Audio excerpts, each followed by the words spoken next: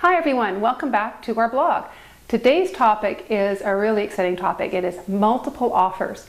My goodness, we get a lot of questions about this. It is a little bit more stressful for a buyer to step into a multiple offer, but you know what? It feels really great when you're the winner. And even when you're not the winner, there is a really good plan B that I'm going to share with you as well.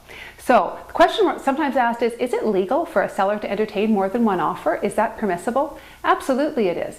It's not legal to sell the house twice, which is why you want realtors involved to make sure everything's being handled very, very properly and everyone's being treated fairly. What you might think is that, of course, if you're competing, you're going to know.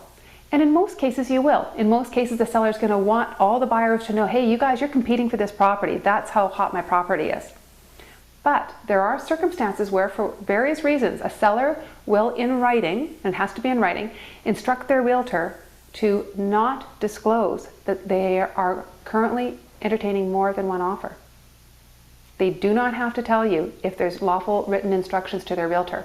What this means is that any offer you write, you could be competing and you just might not know it. So again, you always want to write a respectful offer.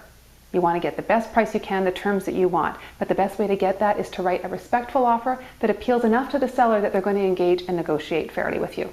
Really important. What else do you need to know? Well, you need to consider that in a multiple offer situation, in most cases, you will not have the opportunity to improve your bid. So imagine this is what happens. A seller receives these offers, their realtor presents them to them one at a time. Maybe there's 4 offers. Seller says, I like the second offer. I'd just like to tweak the possession date by a couple days.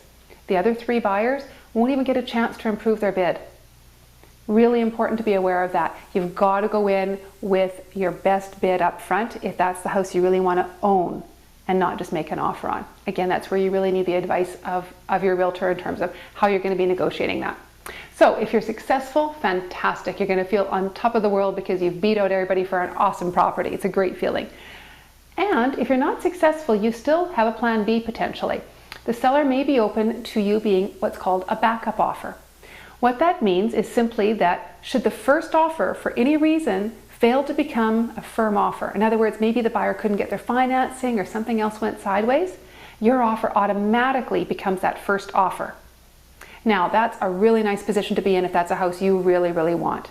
What you need to be aware of, though, is it does take you off the market as a buyer for a period of time. The reason being, you will have a contract in place with the seller that says, hey, I'll buy your house if the first people don't, and that's a legal binding document. So you can't be going and writing offers on other properties. But similarly, that seller can't bump you and pick another offer should the first offer fail. So again, it gets a little bit technical, and that's where you want to make sure you're working very closely with your realtor. But if that's a property that you're just thinking, oh, I wish I would have written a bit higher, I wish somehow we would have gotten that offer accepted, you might want to consider being a backup offer. It might be worth it to wait a week and see if you can get it, because we've sure had clients be successful with that.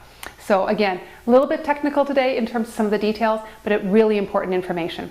Don't be scared of a multiple offer. Just go in with full knowledge and getting some really, really good advice from your realtor advocate. So if you're looking for an advocate, we'd always love to chat with you. You can email us at learn@weselledmonton.com. Always happy to hear from you. And you can visit our website anytime as well, weselledmonton.com. There's loads of resources on there. Always happy to hear what questions you'd like us to address in future blogs as well. So please, again, just email us.